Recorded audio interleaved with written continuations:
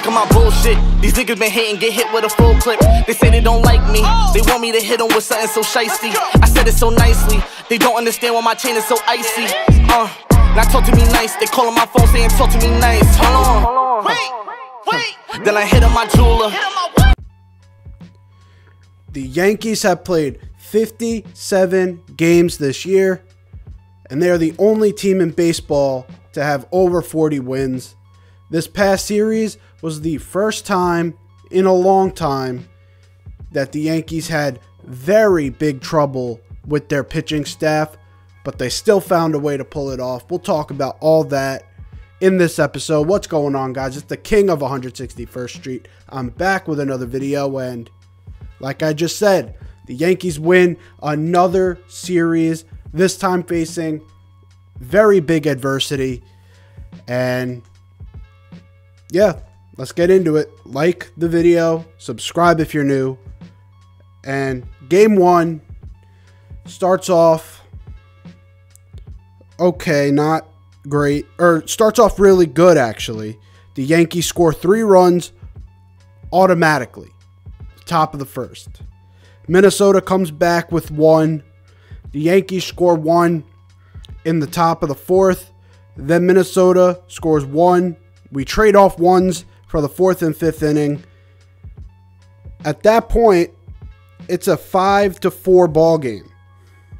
And then once the 7th inning hit, the Yankees just blew this game open, scoring 3 in the 7th, 2 in the 8th. Had big games from LeMahieu.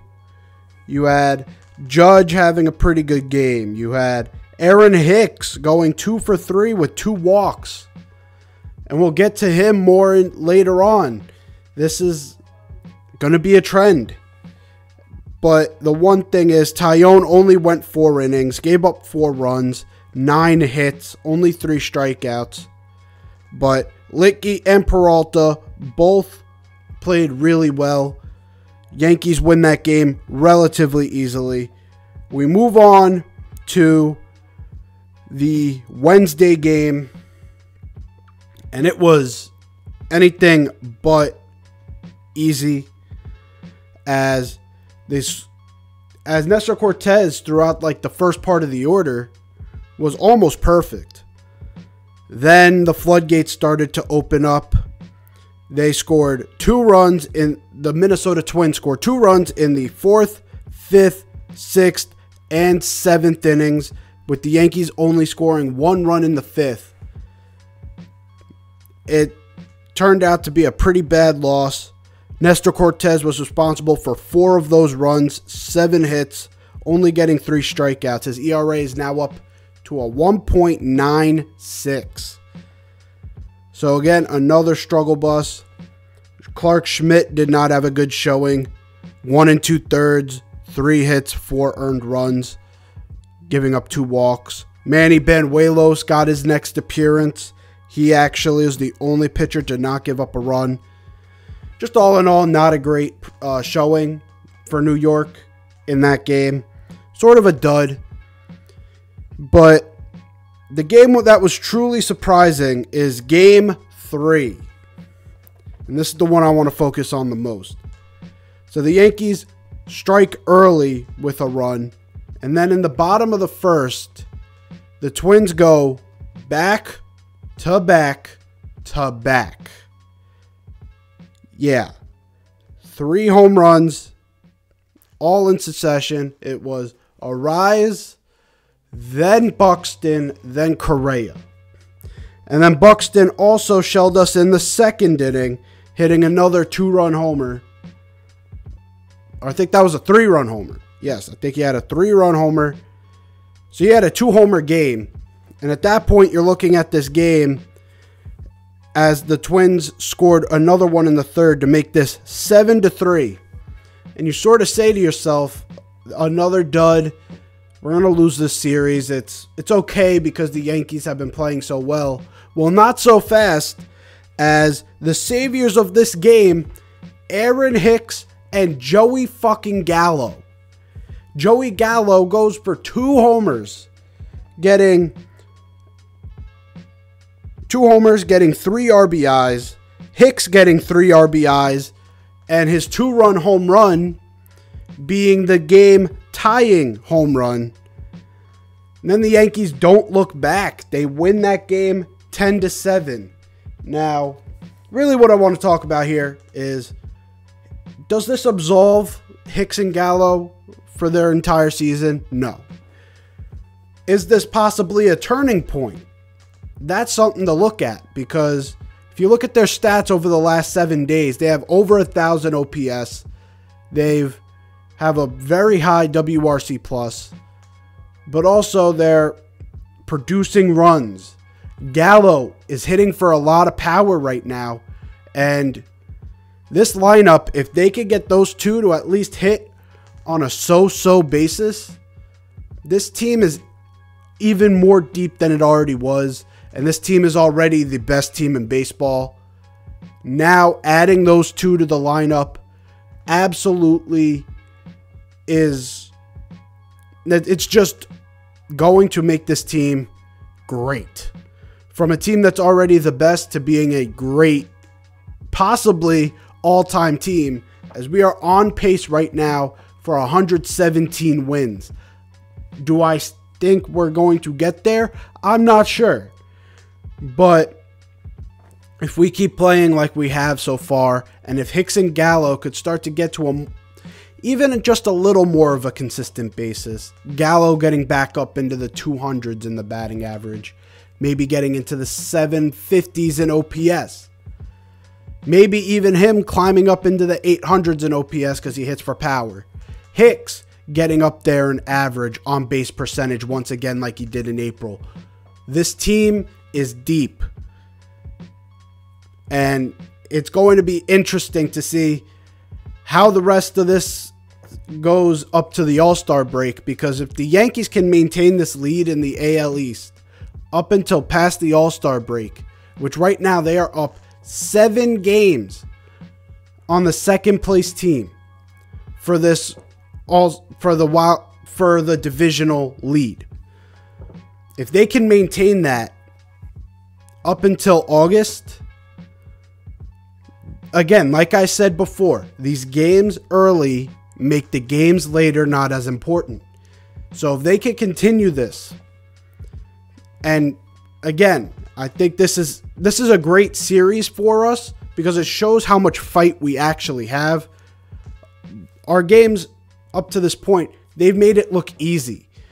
This series, we finally faced a ton of adversity. Our pitchers decided to take a series off, and we still won the series. That's huge, because now you look at this team and you say, this team has fight too. This team has a ton of resolve. And so, if you look at it, once you get into August, if we still have a 5 to 7 game lead, it makes those games not feel as pressure filled on our shoulders, as we can sort of coast to a division crown. Of course, you don't want to coast there. Again, we're on pace for 117 wins. I want them to win every single game they can. But try to win your games now so that in September, if you do go on a little bit of a dip, because again, 162 games, there's going to be hills and valleys, hills and valleys.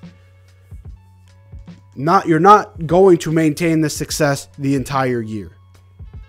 But once you do hit that wall, if you can maintain a lead to where when you're out of it, you only lose a couple games, and now it's like a 4-game lead on Tampa rather than a 7. And if they don't do that, now it was already a 4-game lead, and now they just cut it to 1. And now your games in September, every game is a must win because they're right on your tail. They're right on your ass. So I'm loving what I'm seeing out of this team right now. I do not think it was much more than just off days for all of the pitchers. Again, back-to-back-to-back home runs is rough to see out of Cole. But again, rough starts happen. This was sort of just, it was an off series for our pitchers, but our offense came out big, Anthony Rizzo in the first game, helping us get back into that game with a 3-run shot. He's been pretty cold. If he can come back to life a little bit, that would help extremely. But this team right now is good. And I think a lot of people are underestimating just how good this team has been. Because you sort of saw during the second game, people on Twitter knew this team was a fraud, knew this was a fluke. It's like, come on. It got to the point where you see people on Twitter like saying breaking news. The Yankees will lose games during an 162 game season. You're never going to get a team like the 73-9 Warriors in basketball. You're not going to get a 72-10 Chicago Bulls team. That's just not possible in baseball with just how long our season is. You can't lose that little of games. Just not possible. You go into games having a bad day. Also, baseball is the hardest sport, knowing that the offense, 3 out of every 10 times you get a hit, you're a Hall of Famer. That's absolutely abysmal numbers if you're looking at, like, if you're playing basketball. If you make a basket 3 out of every 10 times, you're not making it to the NBA. If you complete 3 out of 10 passes in football, you're not making it to the league. In baseball, if you get a hit 3 out of 10 times, you could make it into the most prestigious Hall of Fame. Because this sport is just so goddamn difficult to play. So goddamn difficult to be consistent. So everyone just needs to relax when the Yankees lose. I know it's rare at this point, but it's tough to see Yankees fans immediately turn on the team to basically be like, oh, we're on this high, and then we lose one, and it's automatically, this team's a fraud. And then we come back, and it's like, oh, no, we're not. We're actually the best team. And then, oh, we're a fraud again. It's the most difficult sport to play. You're going to have hills and valleys all year. I'm hoping the Yankees get to 100 wins. Not even the 117 they're on pace for. I'm hoping they get to 100, and I'm hoping they win this division by a semi-wide margin. I don't think they're going to stay at 7 games. I'm thinking win this division by 3 or 4. That's the goal. And maybe let all the AL East teams duke it out in the wild card, come back and beat their ass, win this World Series. But all in all, a great series to show this team's heart, determination, and drive, because we should have been dead to rights in that last game. And 2 guys that needed to come through absolutely did. If you enjoyed this video, leave a like down below. If you're new here, hit that sub button. I'm on my way to 1,000 subs. I need your help to get there. Like the video. Comment below your thoughts on this series. And I'm out of here. Peace.